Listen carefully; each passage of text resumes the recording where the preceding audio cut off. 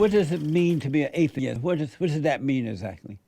It means, personally, I mean, a standard definition of atheist would be Right, someone but who to doesn't you, believe what in is God. that? Yeah. For me personally, I just don't have any particular religious sentiments because my parents were not religious themselves, and so I never grew up needing. I don't feel like I have a spiritual void or anything like that.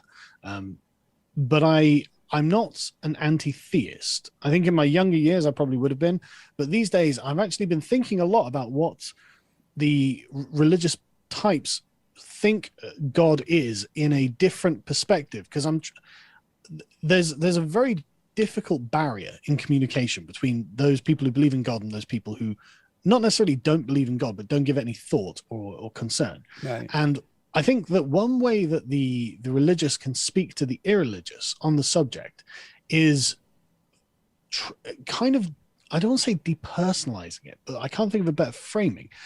Basically, if it seems that if you wanted to secularize the language that the religious are speaking, you could say that God represents a kind of natural order of the universe, right? And so, like, if God says, get married, have kids, and this is a good life, well, that's the natural order of the universe as well, you know. So a human being should get married, have kids, and have a good life, you know. And so, and when the religious say, well, God will punish you if you don't, I think you could frame it in a way that doesn't mean literally there's someone with a thought process watching you personally, but the way that the universe is organized, if you don't follow a certain set of rules, then yeah, you will find yourself falling into pitfalls and having problems. Absolutely. And, you know, there'll be difficulties. And so it's not that I think that can't be expressed. I think that it needs to be expressed in a different way, you know, to get the message, because I think that's really what the conservatives are saying, isn't it? You know, it's really what they're saying. It's like, look, there actually is a kind of life plan for a human being, yes, and it seems to be baked into us as just what we physically are, and expressing that is important to these young people. But beating them with a Bible that they don't really believe in, I don't think will work. But I think that's there's a phrase, I can't remember where I heard it, that tradition is a solution for a set of problems that we forgot we had. yes, right? And abandoning these traditions has just brought all these problems out of the woodwork. This is what we were saying about the millennials and Gen Z, where they're just lost and afraid and they don't know how to operate in the world. And so what these traditions were for is to give them the information and inculcate it into them as they grow up. And this is something we need to rediscover, you know, and we need real conservative theorists for this as well, because you can probably name dozens of left-wing theorists, you know, dozens and hundreds of them, and yet they're a very, very narrow band of conservative theorists, aren't they? You know, they don't spend a lot of time like creating theory about what they do, and I can see why, but I think it is something we're going to have to start working on. So, well, one of the mistakes, a great mistake has been made here in this country is that you have what you call the Bible thumpers. Mm-hmm. And they've intellectually learned the Bible. And just like a secular thumper in the secular world, they're going around pouncing on people with the word, right? And people are rejecting it. Whereas God said to be a living example of it. Be a living example rather than this wordy example. And that's what has turned off a lot of young people in their homes and in the schools. And so it's been easy for the liberals and others to take over their minds because they have been browbeaten with the Bible, with Bible thumpers, instead of their parents and others being living examples of what that is. And so do you believe there is a God? Not in the common conception of it. I mean, that if there is a divine being, I don't think it's paying too much attention. But again, honestly, it's not something I spend too much time worrying about. But I really like your point of, and if I could just say, I think what you're describing is an adherence to virtue, isn't it? Right. Because this is one of the questions I've been proselytizing Aristotle a lot, because I think Aristotelian virtue ethics really, like, so philosophically, the philosophers will say, but this is based on a bunch of assumptions that we can't substantiate. Okay, maybe it is. But if you look at what he's saying, it's actually very practical, and it's about a way of living a good life. It's a good, wholesome, and it's holistic as well. He has a good plan for an entire human life. It's like, look, work hard, be a family man. You're a social man, so make sure you've got friends. It's necessary for you to spend time with your friends and family. You've got to, do your civic duty when it's demanded of you and things like this. And if you do these things within what he calls the golden mean, don't go to excess, don't go to deficiency. Right. Try and stay somewhere in the middle where it's about the right thing. You'll know it when you feel it. Moderation. And do that. Exactly. Moderation in all things, but in each aspect of life, you try and aim for that golden mean where you're doing enough that you're not being deficient, but you're not doing it too much, so you're hurting yourself or something else. And this is the key to living a good life. And I think that he's right on that. And so one thing that the conservatives, I think, should start getting used to saying, because these things sound weird on the tongue because of the way that the left has commanded culture and language. Yeah. But the conservatives need to start asking, when the left wing say, we want to do this, we want to do that, we want to do the other, the conservatives need to ask, okay, but where's the virtue in that?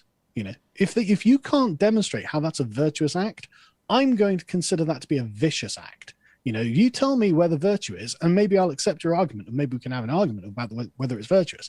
But if not, I'm not going to accept that, and I don't see why I should. And I think demanding virtue of the left is essentially their Achilles heel, because nothing they do is virtuous. Absolutely nothing. They spend all their time trying to normalize vice. There isn't a vice on earth that the left won't try and normalize and say is acceptable. Yeah. And so I think the conservatives, if you can start changing the culture, say, look, we actually want to be the living example of a good and decent human being, well, this is a good sort of way of pulling people in who are like, I don't know what good and bad are. Okay, well, the conservatives know. You do know. You genuinely know. Yep, that's right. So where do you think your common sense, your values that you have espoused today, which are mind-blowing, by the way, where do you think that comes from? My father. You love your father? More than anything. Best man I ever met. I rest my case. Yeah, no, honestly, absolutely. I mean, I'm a father. When you love your father, you automatically love God, whether you realize it or not. And those values come through God, through your father to you as a kid, and you pass them on to your kids or to your friends or whomever, right? But that's why you have what you have. You love your father. And that's why for the last 31 years of my organization, we have been trying to turn the people back to the Father. Because once they turn back to their earthly fathers, life would become amazing. But that's what it is. I rest my case. Well, I couldn't do anything but anything other than buttress that point. And that you're exactly right. And I think that one of the first things that the feminists in particular did was try and strip the dignity of fathers. Yes. Patriarchy. Yeah. Sorry, I don't use the word patriarchy. I use the word father. And if you're asking me what a father is, the answer is the fathers are the pillars of the goddamn earth. The fathers are holding all of this up. Yes. They're the men who get up and do the grimy jobs because they've got people they love who are relying on them. They're the ones that you call when you're in trouble. Call my dad, call your dad, call the firemen. They're going to be people's dads, people's, brothers. Yeah. These are the men who are building and holding up civilization. They're the ones who are, and you can measure this. They are the net taxpayers. They do not, take benefits in net, and unlike, unfortunately, you'd say women do. Women are not net beneficiaries when it comes to tax paying and things like this. And it is the men who get up in the middle of the night when you hear a weird sound, downstairs and things like this. Men are the pillars of the earth, and every young man and young women too, as well, of course, look to their fathers for moral guidance. And absolutely. Oh my God. You see it in your own kids, right? When my wife is telling off my sons, it's never as serious as when I'm telling them off. Yes. And it's not fair. I'm not saying it's equal or anything like that, but I have a much louder voice than my wife does. And so when I'm angry, my children know about it. They and I don't have to work very hard to get them in line. That's right. And and this is, I think, there is something deep in the lizard brain, where the children rely on the security of having a father in the household. Yes. Because the father is the model of God when you're a child. The Absolutely. father can do anything, be anything, is there as a protector. and this respect for fathers is found in all of the cultures around the world. Yes. Like, you don't find in sort of like in India, in Arabia, in, wherever, in Asia, wherever else, in Africa, fathers are hugely respected as the head of the household for a reason, because the responsibility ultimately is on their shoulders. Yes. Like that's where it lies. And so, okay, we are the pillars of the earth as fathers, and we should actually be able to articulate a moral demand from that. No, we have actually got a good idea of what it is that our kids need. We don't need some childless 35-year-old feminist bureaucrat telling us what's best for kids. They don't know anything about kids. They don't know anything about anything, and they've got no investment in society. They don't care what happens after they're dead. I'm not interested in hearing from these people, and neither should you be. Amazing, man. I'm done. We have just had church. I'm done. That's amazing.